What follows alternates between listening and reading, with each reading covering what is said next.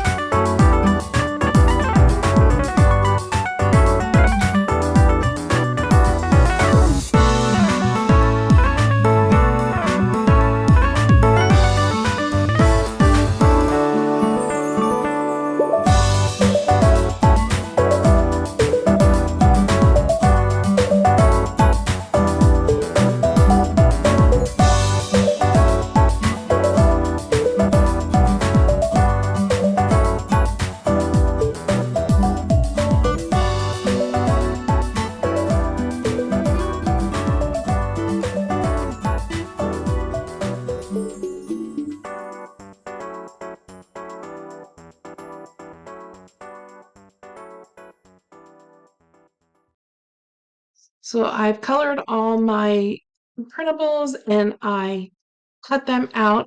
I've fussy cut them, but you all know that you can go ahead and use the machine to Cricut machine or or Silhouette to cut out your printables, and I'm pretty sure there's a video on that, either on the website or on YouTube. I'm not actually sure where, but you can search for that. And then I have the parchment paper. Now, parchment paper we're using instead of wax paper because the parchment paper is a nonstick, more of a nonstick surface. And I hear I'm trying to tape it down, but I realize it's not gonna work. You can try and tape it down because what was happening is for me, it started to roll up a little, and you'll see that. Um, but um, you can also maybe bend it back the opposite way. So here I'm trying to put it down, and then I realize, oh no, it's gonna move. Because what we're trying to do is we're going to take our packing tape and we're going to put a layer of packing tape on top of the parchment paper. So if your parchment is curling up, you just want to try to flatten it out the best that you can. So you can pre-cut your packing tape if you want. I'm choosing not to. I'm just kind of laying it down and then cutting it. And you want to layer it next to each other. So there's one strip, and then I'm going to put another strip, and I'm going to put it next to the strip that I have there to make the width of what I need for my stickers or my printables. I don't know why I've never done this before. I think this is a really cool way to one, protect your images, and two, just to make real easy stickers. I mean, this is just really cool. So, um, excuse me, we're just laying it down. I just fold over the end of the tape. That always makes it easier for me to grab. Make sure it's nice and flat. I have something underneath there, so I'm trying to get that out. But you can go over it with a squeegee or something like that to make sure there's no wrinkles or anything, but it pretty much lays on really nice. Then you're going to take a glue stick and you're going to glue on your printable to, or your image to the tape. Now this just helps it so that it's not moving around, because what we're going to be doing is putting another piece of tape on top of that. And you just don't want them to move around.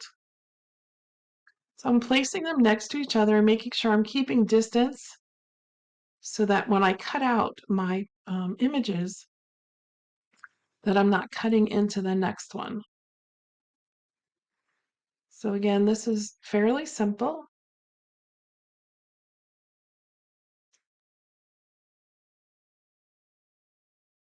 Here we go. So I'll cut out all these bigger ones that I'm going to use. So I'm using the bigger images of this kit. It does come in the two sizes. There's the one for the margin Bible, and then there's the one for the bigger ones that you can use in your Inspired Bible or your Interleave Bible. Today I'm using the Inspired Bible. You guys know I love that one. So I'm going to be doing that. Again, you're just repeating what you did on the first layer.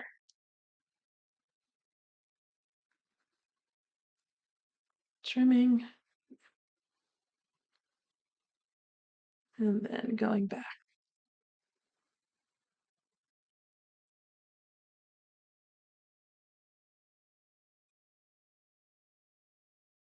It can be a little tricky if you can't see that line.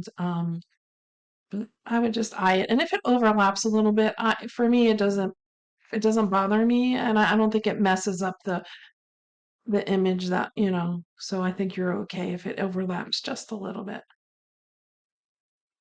Now I'm going to go ahead, pull them up, and then I am going to separate them and give them a quick cut.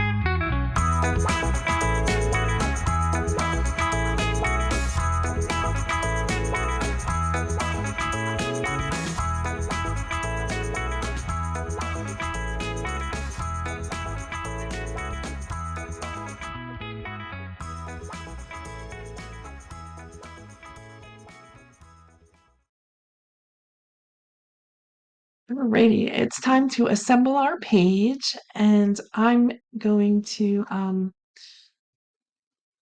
kind of think about where I want to lay the pieces out. And I think I need a background, so I'm going to go ahead and grab my color pencils again, and I'm going to make like some ground and then some kind of a sky scene, just to kind of give it a little bit more interest and a background. I was thinking of using inks, but then I said, no, I'm going to go ahead and use the colored pencils. We'll keep it simple.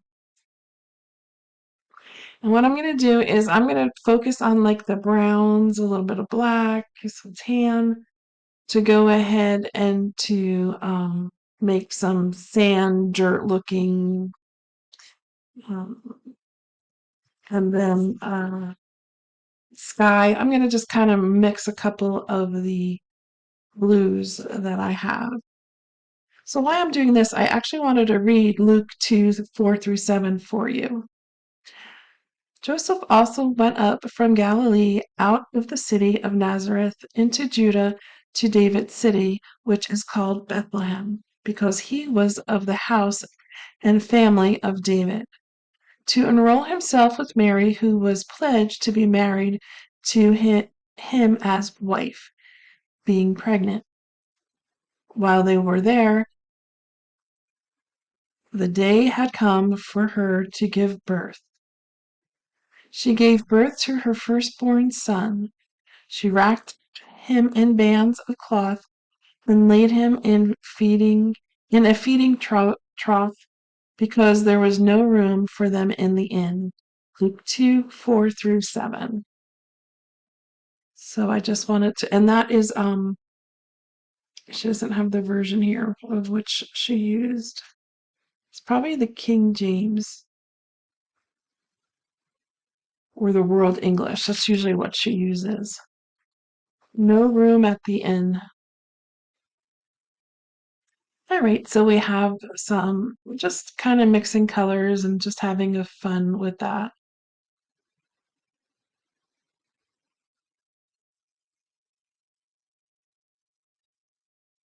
So we've got some browns. Sometimes it's nice just to relax into it and not think so much about what's going on. Of course, it's good to think about why we're doing it and what we're doing, focusing on the verse that we're doing. And that's all that we're doing in Bible journaling. And for those of you who are new, remember that this particular Bible that I'm using, and the Inspire Bible, is perfect for those who are still unsure whether they want to cover words or not. This gives you a wide enough column to do a little bit of artwork, or even if you want to do artwork and journaling. Remember, this is your time with the Lord. This is your time to um, do what you need to do to commit to this time, to get closer in your relationship with the Lord, with the Holy Spirit, allowing the Holy Spirit to speak to you during this time um, of worship that we're doing. And sometimes I do like to write, and it just kind of remind me what he's telling me. And don't forget to date it, because dating it really helps when you go back to look at what you've done in the past years. I've been doing this for, wow, probably 7 years now.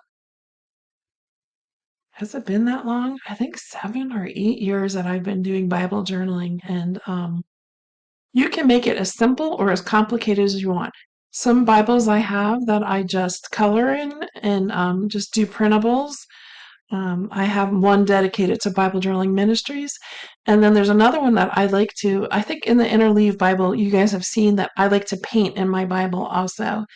And this is just honestly just a way to connect and take that time to pause in my day and reflect on the verse.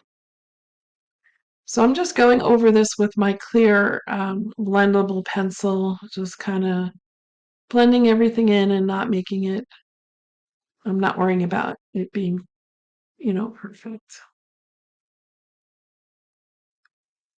Adding a little bit of yellow here and there. Now, if you don't know, Bible Journaling Ministries and Momentum is a program. Momentum is the monthly membership that Tracy has, that you get a lot of information on Bible journaling, and it's a great way to commit to your monthly lessons. She gives you lessons and techniques, and it's just really cool. And of course, I'm here to do it with you. Um, and Shallon and Tracy, like we all are uh, committed to helping you learn. It's our part of our passion and ministry to continue to teach people to do Bible journaling and not to be afraid of it. Bible journaling, some people are afraid to do it, or if you don't know where to start, you can just start on a piece of paper. You don't have to be afraid of it. You just uh, build up. So this is a perfect way to start building. You should not you should you probably have these materials around your home that you can um, try this, and it does not have to be in the Bible.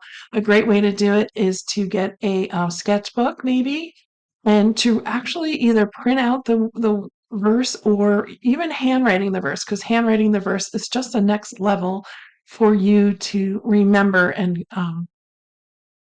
to get it into your mind of the word. So you should not, just please don't be afraid, and share it with your friends. That's important too, to maybe get a group of ladies together that you can go ahead and do it together and talk about it, bring it another level. So as I'm finishing up this guy here, I want to remind you, so you could go to BibleJournalingMinistries.com and you can check out what's there. Remember, there's the free 10-day course if you're a beginner to Bible journaling. And then, of course, if you subscribe to YouTube, you'll get the newest techniques each month that or come out. Tracy releases, I think, 2 to 3 videos of or 2 videos of technique, and then some other fun stuff. Her heart is definitely into this and sharing her love of journaling with you. Um, yeah, so let's finish this on up. And of course, as always, we'd love to see if you've done your work. Done your work. Did you do your homework? If you've, made your version of this page or use this technique, go to Bible journaling. Is it for beginners? Yeah, on Facebook. And share your work there. We love to see what you're doing. Um, and it doesn't have to be exactly, we don't want it to be exactly the way we do it. We want it to be your version of it. So I'm going to go ahead and make my own little scene here of where Jesus was born. We have Mary and Joseph, we have the 3 kings, and baby Jesus, and of course the palm trees and the little lammy.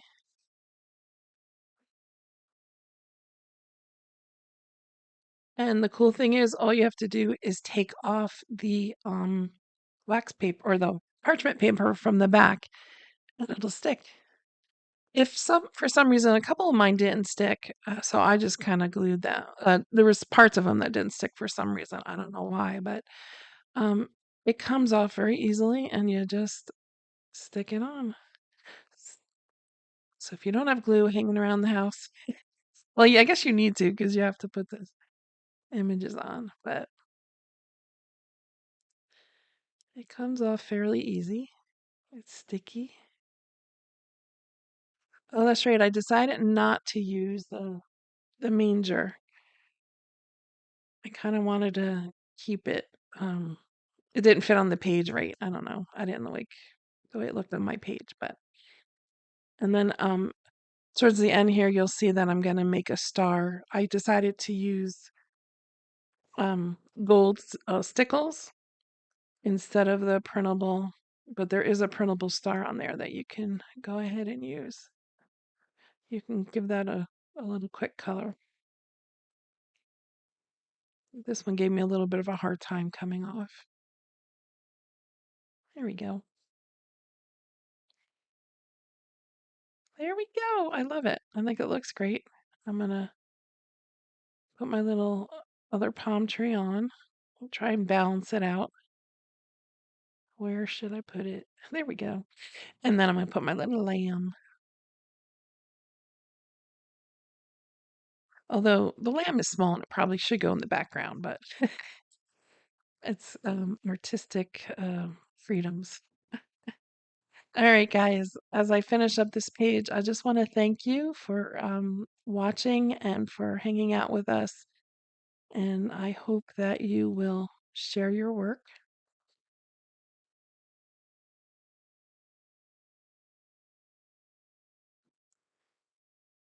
I'm going to just go ahead and add that gold.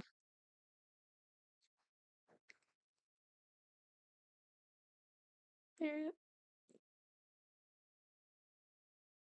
giving me a little, sometimes stickles gives you a little bit of a hard time. So I'm going to, I think I grabbed a new one. And just putting a star.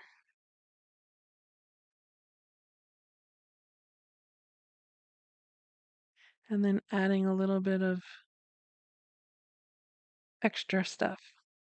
All right, my friends, may God bless you and keep you until I see you next time. Take care. Bye, everyone.